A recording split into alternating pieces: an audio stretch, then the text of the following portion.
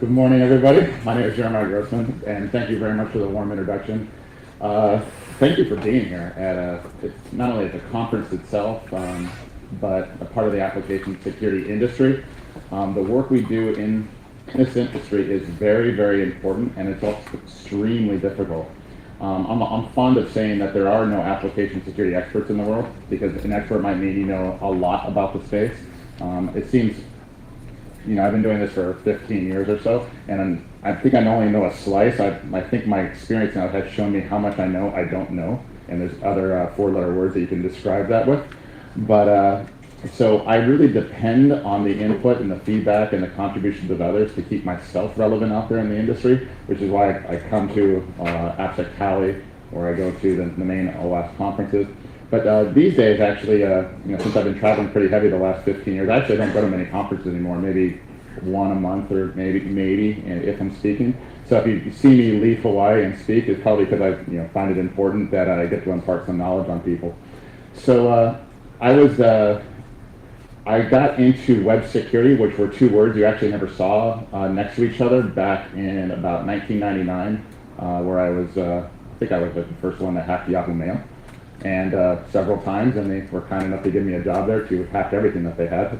And the things that I learned there is what prepared me to start White Hat and try to solve some of these very large web security problems.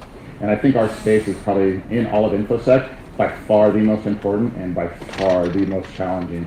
Imagine we have to secure software. Like, that's the most crazy, difficult challenge that there is. And at the time, there was no books. I'll go through these things There were no books on the subject. There were no white papers. There were things here and there. Actually, who remembers the dates that SQL injection was first written about? Anybody remember that one? That was Christmas Day, 1998. So we've been dealing with SQL injection for nearly 2 decades now. It's still not quite solved. And it's not solved for a number of reasons, mostly because it's a legacy issue. In AppSec, we deal with application security problems in 2 ways. There's those who give talks or do their work on code that's yet to be written. We must do security in the software development lifecycle. That implies that they're starting from today where no software is written, and they're going to try to secure new code going in. But by the time most of you get into web security, the web is already 1 billion websites strong and an untold number of applications. And so a lot of the risk that we see in application security comes from the legacy issues. So in a lot of ways, we find ourselves in a web security janitorial world, and we're trying to clean things up. And what I find is that, let's say over the last, let's say the last 8 years, 10 years, something like that, you see hack after hack after hack, breach after breach after breach, right? You guys all read the same news that I do. Can anybody describe for me a vulnerability, a major breach, where the vulnerability was not understood, the class of attack we could not predict, we could not find this vulnerability, we didn't know how to prevent this vulnerability? Have we seen a single one? We know how those work, though. We know how memory handling works and different things. They might show up in different ways, but you're right, that's probably one of the rare nuances, probably one in the last 10 years. But by far, we're dealing with known problems and we still can't solve them. I think to myself here, it's not a technology issue, lack of solutions, lack of scanners, lack of web application firewalls. We have lack of incentives in the system to actually do software security, because we know what we're doing. We know how to make websites secure, generally speaking, but we aren't doing it for a variety of reasons. So I'm going to get into all these things. So rules of the road here. I'm going to challenge conventional wisdom. I'm going to say things that are probably fairly controversial in the industry, and the vendors are not going to like it. I do not care. But if you have questions at any time, please ask. There's people, if you look around the room, if you have asked, there's microphones in the room. So just raise your hand, they'll give you the mic, and I'll be happy to take questions at any time. So a little bit about White Hat, and it's not to vendor pitch or anything like that, just to give you a sense of the company, how long we've been around, how big we are, things like that. I guess in just normal terms, our job is to find the vulnerabilities in websites that the bad guys will eventually exploit. And the whole idea of vulnerability assessment, or pen testing, if you prefer, is to increase the difficulty that the bad guy is going to experience while breaking into the system. If we do our job, the website is just that much more secure. Harder to break in, which is the entire idea. All throughout the presentation and by the end, I'm going to share with you a whole bunch of data. So White Hat has over 1,000 customers, but more to the point on that, we know who's vulnerable to what and how often. And if you're familiar with our statistics reports, which we've been releasing since 2006, we're sharing the broad trends of the industry as we see it. You know, what are the odds that a website will have SQL injection? How long will they remain open? So we share this data out there, so we start spotting trends and learning about these things, and maybe we start counteracting them a little bit better. Now, web security is very broad. I do like the nitty-gritty details, getting down to the guts. I've been fortunate enough to do some nice research on whether it's clickjacking, business logic flaws, browser internet hacking, all sorts of things. But now I'm kind of taking a larger focus, not so much of the deep tech, but looking at concepts. These are my personal areas of focus where I think I can make the most impact. I want to understand the threat actors. I want to understand if they are innovating or scaling or both. Now that's important. So are the bad guys innovating? Meaning, do they have to find new attack techniques and new vulnerabilities in order to achieve their goal, to hack into the system? Or do we see them more scaling, meaning taking well-known issues and broadening out their attacks across the larger web? I think in web security, the bad guys are mostly scaling because the web is very large. Most of the sites are riddled with vulns. There was just recently an article, somebody was just randomly looking at military websites and finding SQL injection everywhere. So the bad guys, I think, are scaling, which means to us that whatever our guidance is, product, solutions, process, or whatever, they have to be able to outscale what the bad guys are accomplishing. So I look at the threat actors and what they're up to. I also want to look at the intersection of security guarantees and cyber insurance. I'm going to really harp on those two, intersection of security guarantees and cyber insurance, because cyber insurance will impact, it won't be today, it won't be tomorrow, probably within the next 3 to 5 years, it will dictate what our entire industry does. We're going to have new masters in this whole space, whether we like it or not. So I'll get into that. How do we ease the burden of vulnerability remediation? The web security industry, of which, or let's say vulnerability assessment, which White Hat is a part, we have buried enterprises in vulnerabilities. We have no problem spotting tens of thousands, hundreds of thousands of vulnerabilities annually, and we bury development teams in vulnerabilities. What we're not terribly good at is fixing these issues. So in the grand scheme of things, what good is it if we're going to find millions of vulns and only fix half of them? And let's be mindful, the bad guys only have to exploit one to win. And so right now we have this dichotomy. You go to a dev team, do they fix the revenue, do they create revenue generating features that if the business doesn't deploy will cost them money, or do they fix vulnerabilities that may get exploited and may cost the company money? And we already know what they choose 9 times out of 10. How do we reduce the burden and the cost of vulnerability remediation? We do that, you'll actually make a meaningful, measurable difference in web security. And this is where I spend a lot of my time trying to figure this out. Fourth, and I'll be getting to this, I have a lot of data on this, is we have best practices in our industry, right? Let's name some best practices. Security in the QA process, developer training, scanning, static analysis, right? Anybody got a few more best practices? Come on, please work with me here. Threat modeling, great. What's that? Dynamic analysis, great. What was that? Code review, great. We can list all these on, but I'll press back and go, where is the data that says if we do these things, the metrics improve? Meaning, if we do these things and do the vulnerability volumes go down, do the time to fix is shortened, do we get hacked less when they do any of these things?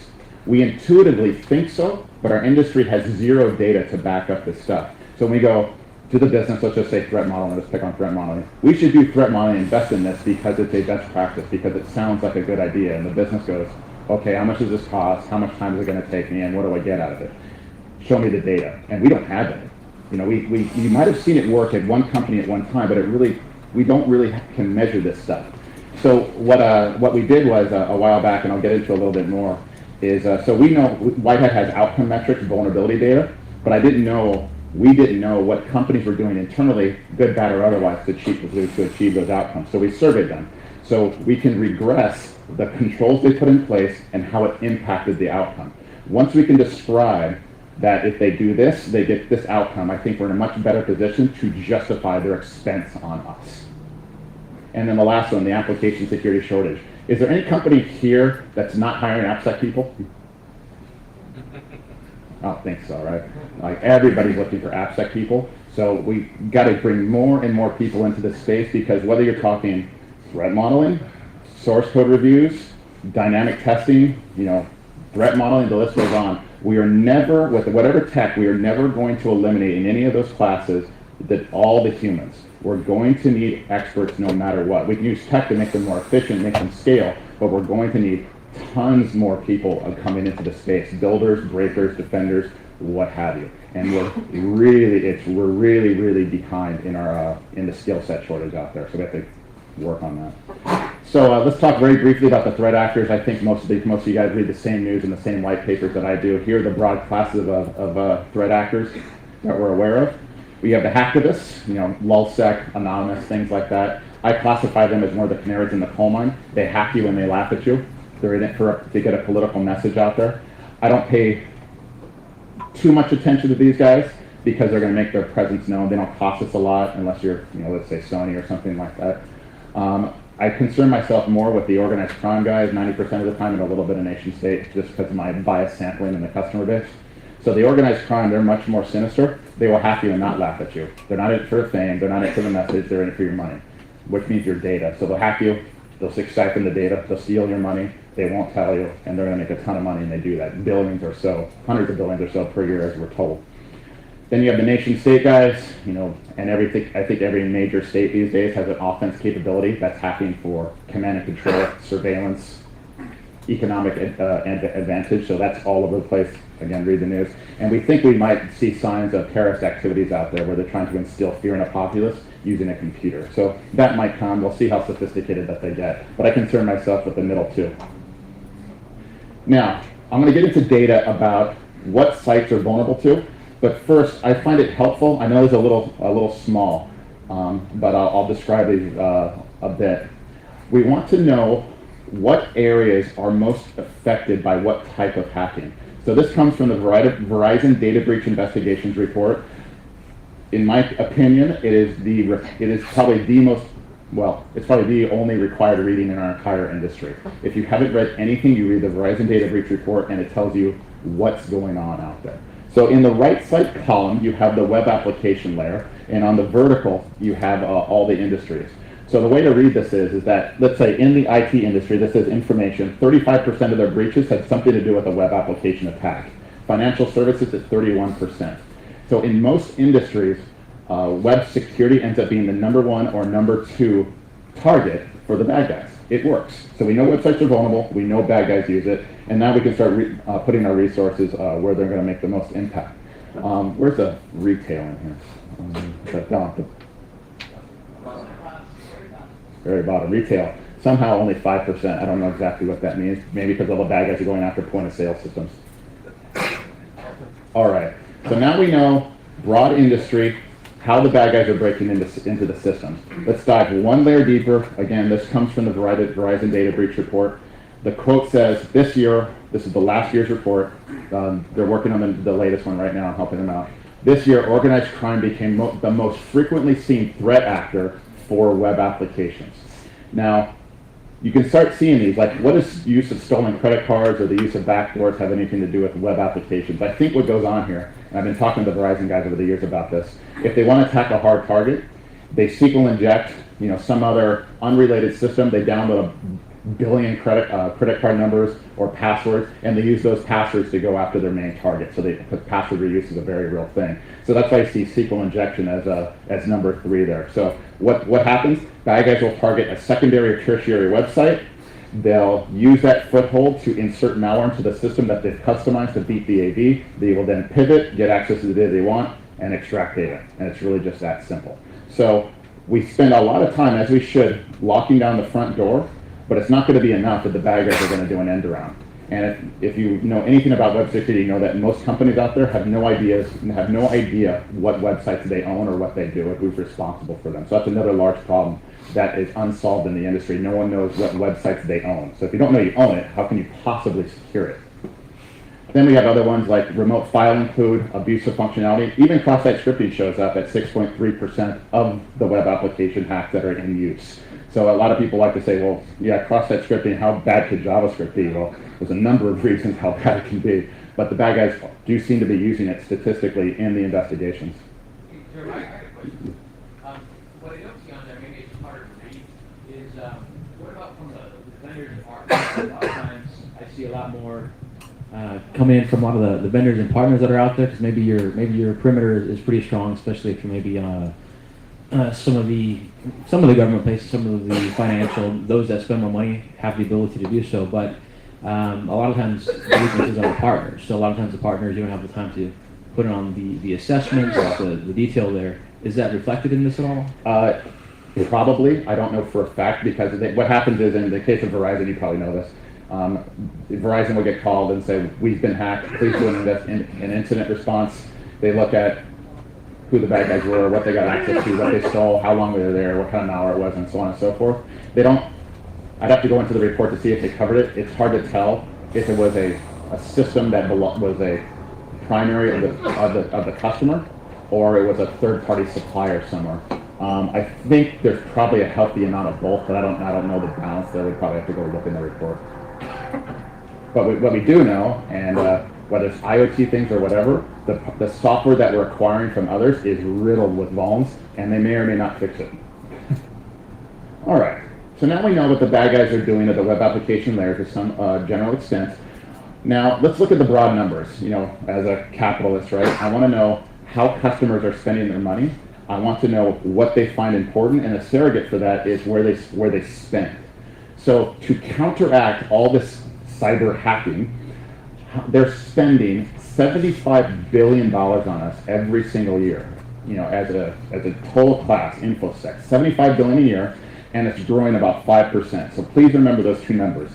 Current market size is $75 billion, growing at 5% per year. And you can see the industry breakdowns on what industries are spending what. So insurance seems to be spending the most, whatever the case may be. But that's important. Now, got some broad numbers there. Let's get some data. This is white hat data from our last report. This is how many vulnerabilities and what types that we're finding in sites. This is different from what the bad guys actually use. I can tell you what websites are vulnerable to. What I can't tell you is what the bad guys are using. That comes from Verizon. What we need to do is both. I give you what's probable, they'll give you what's likely.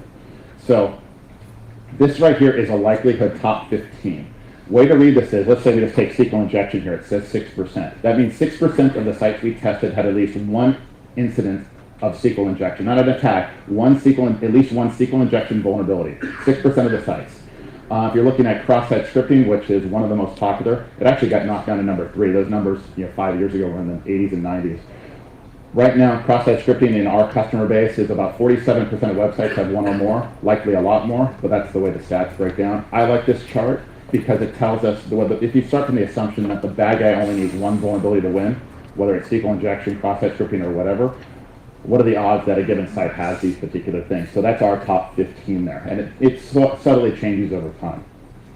Now, it's all well and good to find a vulnerability to describe what it is and go, please fix this. It's entirely another thing for those issues to get fixed. We want to start measuring the time to fix because that represents the window of opportunity for the bad guy. So when we find vulnerability in this website, it's this bad, this is how you fix it, your responsibility is to fix it, we'll measure the delta in between. This is the average in days organized by industry. Again, the way to read this is, let's say you take the worst of the worst, the retail industry. When we find a serious vulnerability, something in PCI rating of high, critical, or urgent, the ones you really should fix, average time to fix is 227 days from initial report. Let's just keep that in mind for a moment. All right, what's the best industry right now? For whatever reason, it's transportation, middle of the road. Let's say finance and insurance, 160 days. A bank is on average taking 160 days to fix a vulnerability we tell them about. Consider this for a moment. There's a lot going on in that number. It's imagine 6 months to fix an issue. Why do we concern ourselves with remediation? Because these numbers, while they are improving, they are terrible. We have to do better, and it's those in the room that are going to help with that. Yes, sir. Does this factor in any kind of compensating controls, like let's say you find a vulnerability? I'm sorry, I'll repeat the question. So does this factor in compensating controls? Like, for example, let's take finance and insurance. It takes them 160 days to fix a vulnerability that you found. But is that partially because maybe there's a compensating control that limits what you can do with that vulnerability? Great question. So from our perspective, we're external to the system. They might have a web application firewall. They might have different tripwires or whatever else. For us, we don't know why it's vulnerable or not vulnerable, but it's exposed or it's not exposed. Like it's vulnerable or it's not. Now there are small caveats to that. If we're able to use a vuln and steal money, they might have some back office business control that will prevent the check from going out or something like that. So they might have that control, but I would say generally these are accurate. 99% of the time, you know, hit burp sweep and you will.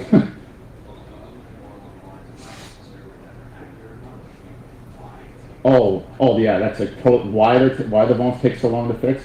I don't have great data on that because it's a combination of a whole bunch of things. It might be developers aren't tasked, no one owns the website, they don't understand the issue. They fit in there, you know, there's a million reasons. I don't have great data on why they don't fix it or why it takes so long. Yeah, that would be like the next layer down. I first had to measure these and I can go, okay, every time I do stats, it's always like, well, why? It's like, keep going down, but it's a great question. I really don't know. I will get some insights because I do have some data later on that drives towards why vulnerabilities are fixed at all. So, but yes, sir. How much of that is quality, QA? So, for instance, it takes, once Microsoft's aware of an issue, it takes them 6 months to go through the QA cycle. I have a number of clients where their typical QA cycle is 3 to 6 months because they're doing various testing of it. It could be. Would that be so I an should explanation also for some of this? Yeah, I should also point out these are 99% of them are non-CVE vulnerabilities. These are custom web application flaws, which shouldn't come under the normal ship software, get everybody in the world to patch sort of thing. These are not things in like Outlook and things like that. These are mostly websites. But still, there could be a QA process. Our company pushes 4 times a year, and we only get those windows, and that's that. There is a lot of that same kind of play. It's just they're not CVEs. Yeah. So this is for 2015 data, I assume? I'm sorry, this is 2014 data. 14? I just got access to all the 2015 data, and the numbers are not substantially And when different. did you first, what were the numbers like when you first measured this? How you said they've improved, but has it been a factor? Probably about 20% overall, all except retail and trade. Okay. Retail and trade seems to be getting worse. Worse, even with all the new PCI. PCI doesn't work. Yeah. No, sorry. I mean, it actually makes the problem worse, if anything else, because PCI says go after the top 10. Bad guys don't bad guys don't care about the OS top 10. They could care less. They don't care what vulnerability they can exploit. So what happens is when you get compliance, the compliance says focus on these issues and discount the rest, and you're exposed all the time. And let me drive into that one to show you what's going on out there. So the way to read this is window of exposure. Again, if we start from the point, we have to always remember our job is to keep these websites from getting hacked, not necessarily just find and fix vulnerabilities as an academic exercise. We're trying to keep someone, a sentient being, outside the system. And we have to find all vulnerabilities at all times because they only need one to win. We have to find all at all times. So the way to read this is, how many days of the year was the business exposed or that website exposed to at least one exploitable vulnerability? The way to read this is, and that's the finance and insurance space, that says 39% of the websites we tested in 2014 had at least one serious exposed vuln every single day of the year. There wasn't a single day where they didn't have at least one. And let's say retail and trade, it was 60% of them. I would love somebody from the council to explain this to me, how PCI is making a damn bit of difference. Right? It doesn't, and there's people getting hurt as a result of this. The entire incentives are in the wrong direction. It's not making a difference. They're spending a lot more money, but it's not working. There's good news in this. So now the grays are the ones that are not doing so good, but the ones in teal are doing much better. So there were 17% of the banking websites that had a serious vulnerability exposed less than 30 days of the year. So when we want to learn about what works and what doesn't work, we want to compare those who seem to be doing a good job and compare it against those who are not. This seems to be a rational way to go about, how to improve web security when we start learning from each other. So when I get on the phone with the guys in teal and going, what are you guys doing? Like, something's working there and I would like to replicate it. Any questions? Sorry. I'm not pretty strong on PCI. Yeah. The only reason it's not really working is because the incentives are in the wrong place. You have the processors that are incentivized to have more processing, so they'll give you extensions, and you have the council that generating income from it. So Maybe it's not a lot of income. Maybe they don't care. I don't know what exactly the problem is. I just know the improvements are not showing up in the numbers. I play the part of the bad guy, right? We simulate the bad guy and it's not moving. All right, now, we talked a lot about bones, how often people are exposed. Let's talk dollars, losses, because the businesses, the CFO, CIO, CEOs, boards, they like talking numbers and dollar losses. Back to Verizon data breach report, this is loss ranges that they've seen from their investigations, organized by number of records. So the way to read this is if you go down, most of the way down to 1 million records, if you get 1 million records stolen, your expected loss is 1.2 million. So depending on your organizations or those that you work with, you can tell the business that if we get hacked, if we lose our data, whether it's credit card numbers or people's personal information, this is going to be our expected loss. It's going to be difficult to describe likelihood. Say we have this number of vulnerabilities. If one of them is exploited, it costs us 1 million records, it's going to cost us X. Therefore, we should spend X amount of security dollars to prevent that from happening. These are just the hard losses, not brand damage and things like that. These losses will be fines, downtime, cleanup, investigations, lawsuits, and things like that. These are the hard losses. So that's the zones you have to be looking at. That's what's at risk. As a net result of all this, actually, before we go to that slide, there is a sense of apathy out there in the industry amongst the enterprises out there. So you start, let's just go into the survey. This was very interesting to me. The survey said in 2014, 71% of security professionals said their networks were breached. 3/4 of them said they were breached. About 1/4 of them said they were victimized 6 or more times. This problem recurs for them. It's kind of like a yearly thing. And it's going up. So every year is year of the hack. What was that first term? I first saw it in 2011, then I saw it again in 2012. Every year is year of the hack now, right? The problem keeps getting worse. So now, here's where the apathy comes in. Check this one out, the one in the white there. 52% of those surveyed said their organizations will likely be successfully hacked in the next 12 months. Consider that for a moment. You're a director of security, you've been asked a question, what do you think the odds are you're going to get hacked? More than half of them said, we're likely going to get hacked in the next year, and there's probably not a lot I can do about it. I mean, that signals something very dire to us. I mean, the head of security doesn't know how to secure the system. Now, yes, sir.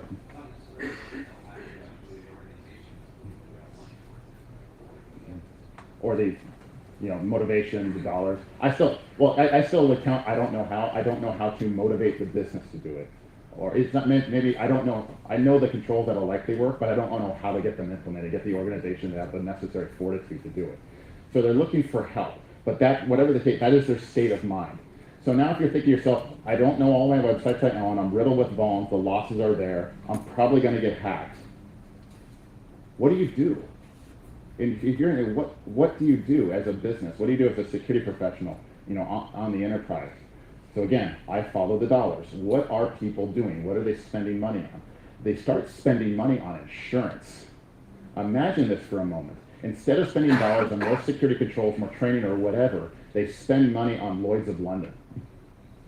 Right? So let's look at these numbers real quick here. The numbers right now, I'll bridge this, for the sake of time. Right now, cyber insurance premiums, the money you pay to insure to get your protection, is $3 billion annually in premiums. For the last 3 years that I've been tracking it, it's been growing somewhere between 60 and 70% annually. Remember for a moment, cybersecurity is at $75 billion, growing at 5%. Cyber insurance is growing at 60%, is already at $3 billion. The new dollars going into security, cybersecurity, is not going into preventative medicine. It's going into insurance. That signals a very real credibility problem for our entire industry, where they figure downside protection is more viable than buying more AppSec. Yes, there's a question back there. Isn't that what we do at home, though? I mean, don't we spend more on our sort of house insurance than on bars and windows? One more time, please. Sorry? Oh, do you want me to repeat it? Yes, please. Oh, sorry. Isn't that what we do at home, though? Don't we spend more on home insurance than on bars and windows?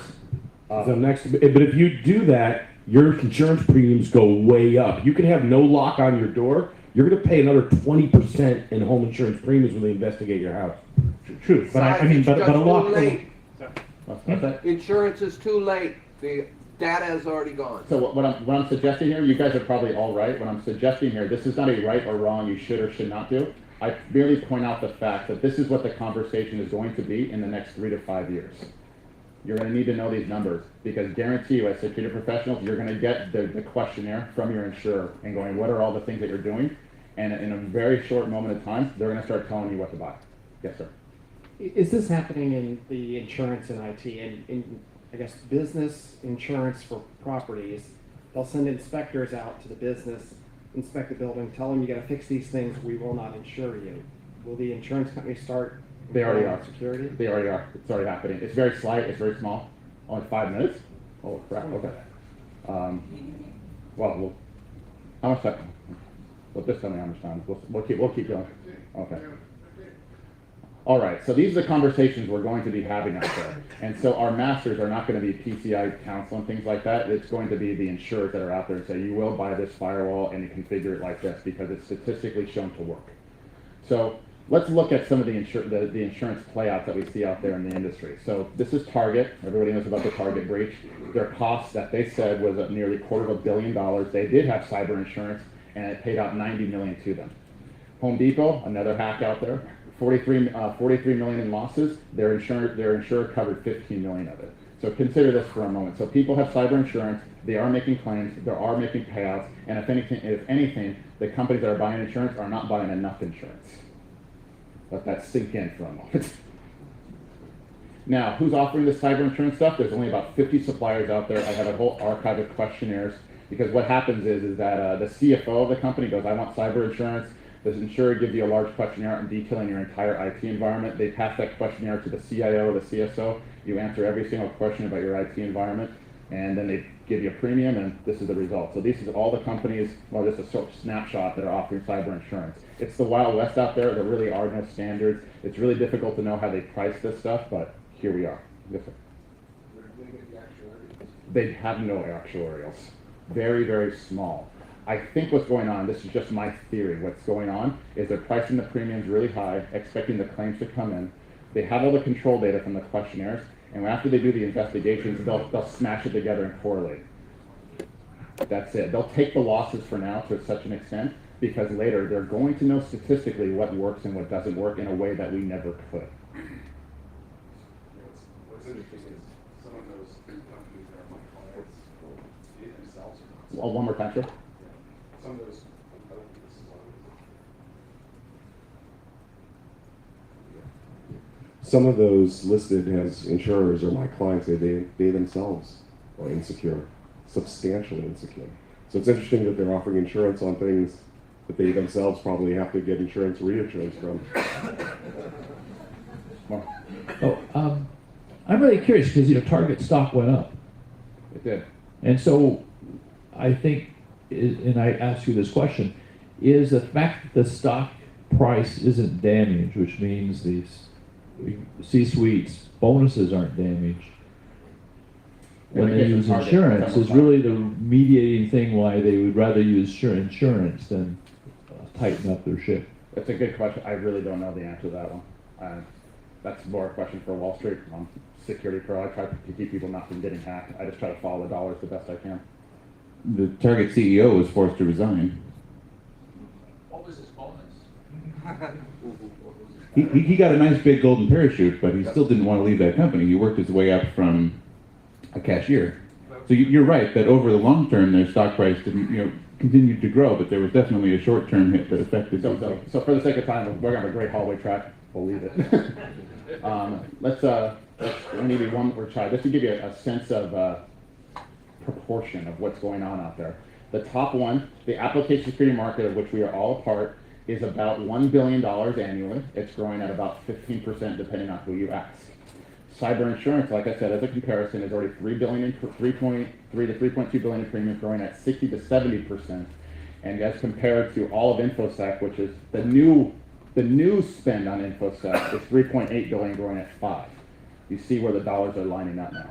So what I talk up to a lot of my peers about in the industry is to solve application security, we have all the answers, but no one's investing in it for whatever the reason. We have to grow the industry somehow, some way, because we have the answer. We know how to make breaches less, because all the risk is in apps. but for some reason, our message on the value that we're providing hasn't been carried forward. But it signals to me that the entire InfoSec is a large credibility issue. So how do we get it back?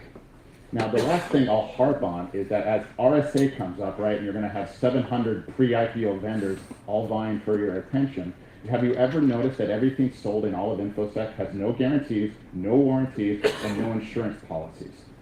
We don't buy cars that way. We don't buy houses that way. We don't buy watches that way. We don't buy Barbie dolls that way, right? Nothing. But a $75 billion industry, ours, operates like a gigantic garage sale where all sales are final. This is horrible. And we can do better. There are ways. Yes, sir. Also, software and security. Exactly right. And I don't think there's any good reason for that. So I missed my slide, so I was kind of caught in a moment. Now, if you type in security guarantee into your favorite search engine, you're going to get these results that come up.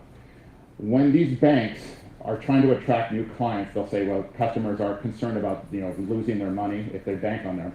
If the customer's account is taken over, they lose money, these businesses will refund your money.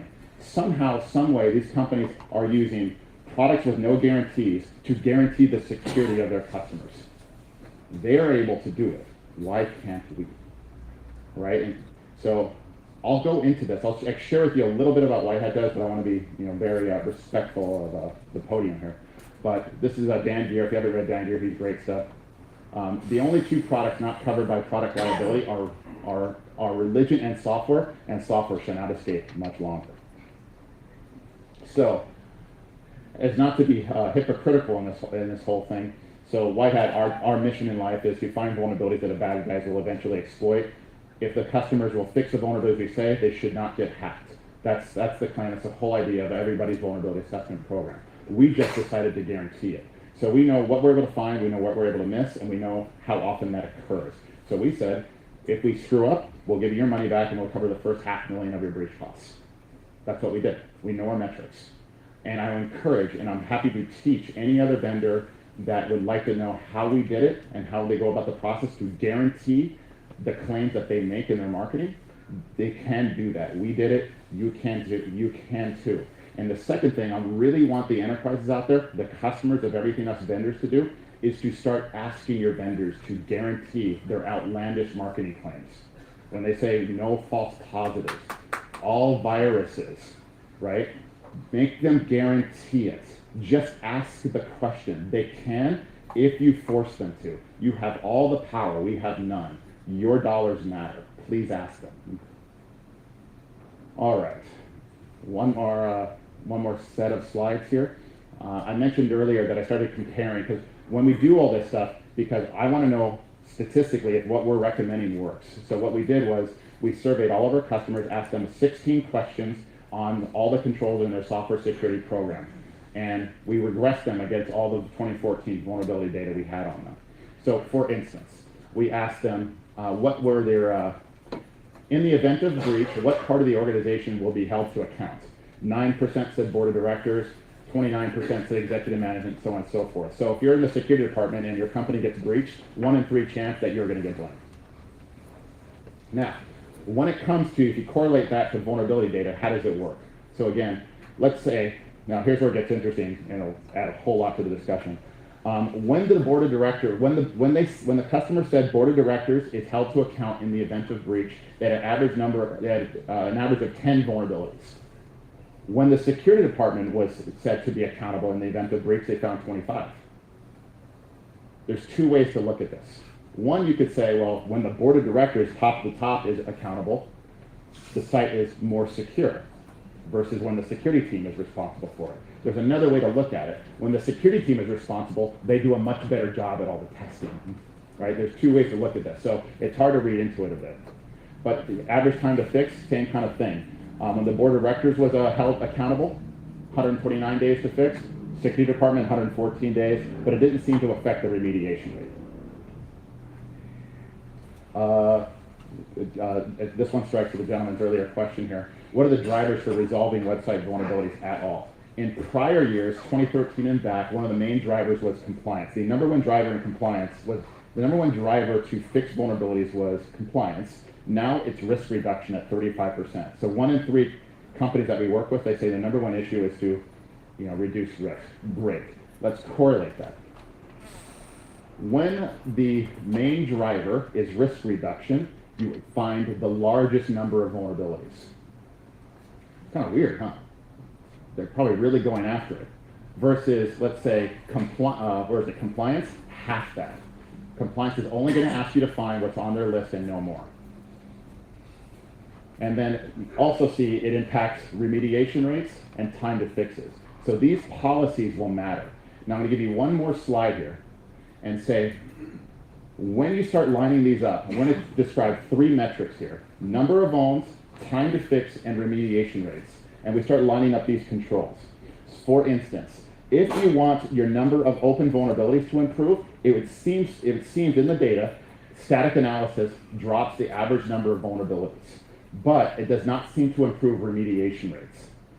Similar can be said of, let's say, QA, adversarial testing in the QA environment. It helps number of vulns, it helps remediation rate, but not time to fix. So here's the lesson that we've been learning in this. There are no best practices. Let's hit that slide there. There are no best practices. When you understand your metrics and which one you want to improve, number of vulns, time to fix, remediation rates, you should enact the control most likely to affect that outcome. I've not found a security control yet where it measurably improves all statistics at all times. You might have a training problem, you might not. You might have a QA problem, you might not. I'll give you one contrived example of this. Let's say we take site A and it has 100 vulnerabilities. When they're found, they're fixed fast and they're fixed often, right? Very fast, they're fixed within a day, and all of them are fixed. You take site B has 10 times fewer vulnerabilities, let's say 10, but they're always exposed, they're slow to fix, things like that. So what's going on here? In the site A that has a ton of vulns, they're fixing them fast and often. That means prioritization is in the right place and they know how to fix them. Why do they have so many vulnerabilities? Maybe it's a QA issue, framework issue. They turned off the .NET request validators or something like that. That might be one of the issues. In the case where it's 10 times less vulnerabilities, you say 10 times less secure, that's not what the bad guy thinks, because he just needs one on any given day. That might be a training issue, because when a vuln's exposed, they might not know how to fix it. It might be a business priority issue where they say developers work on features and not vulnerabilities. So there's a lot more going on in application security than just saying best practices. So the first step in all this is understand your metrics and then pick the control most likely to affect the outcomes. And the last thing I'll say on this is the reason I've been doing this over 15 years is that I've said it many times. The web, of which we're all a part, every one of us will be on it today. Probably everyone we know will be on it today. The web has got to be the single greatest invention we'll see in our lifetime. It connects over 2 billion people. We bank, we shop, we pay our bills. It's how we learn. It's how we got here. It's how we registered. It affects every single part of our life. I think spending the last 15 years and maybe the next 15 helping to secure that thing is a worthwhile way to spend one's life. Thank you very much.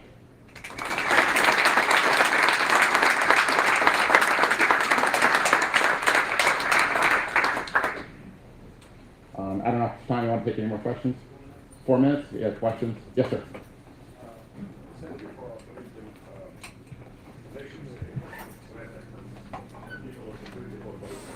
Necessarily do that. I have a question. Don't you think that our weaponry is not good enough to protect against those threats? Right? Apparently, you cannot do security assessment and find cryptographic backdoor or something like that. It's got to be the question is, what can you do? Yeah, it's going to be very tough it's going to be tough for any company to defend themselves against China and the amount of money that they're spending. It's going to be very tough. In those particular occasions, if you're the way I like to present it is there's 2 types of victims or targets: target of opportunity, target of choice.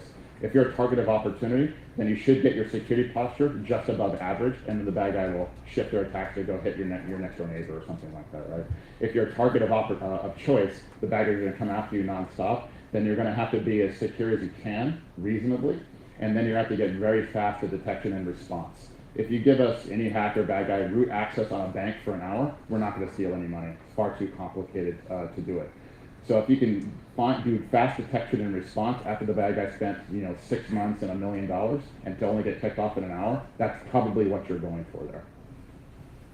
So one, I think, silver lining for the cyber insurance, because I've had to fill out those questionnaires multiple times, is that the executives also see those questions like largely before they're submitted. So say, hey, do you have somebody in charge of security? Hey, do you have a firewall testing? So I think it's priming those executives and saying like, oh, we don't have any of these controls. Yes, the questionnaire will be submitted. Yes, the premium will be paid. But I think there is a benefit that they see all those questions that not only the security team, but insurance companies are saying. Not that that changes any of your dimensions there. Excellent. Was there one question over here? Okay, so another question about the threat actor situation. Like, you notice that there's a question mark next to terrorist? Yeah.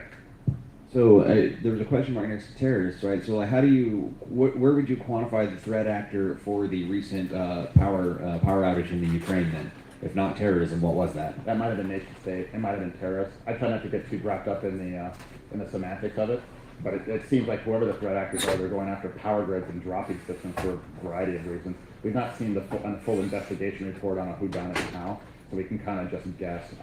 I could guess, but it's only going to be a guess. Okay, because I mean, I would just imagine that as terrorists themselves come online and start learning more about SCADA vulnerabilities and things like that, then that actually does become, they have similar goals to nation state in terms of disabling infrastructure of their enemies, that's all. And SQL math is going to get easier for them to use. All good. Thank you very much. I'll be around if you have any more questions. Thank you very much for your time.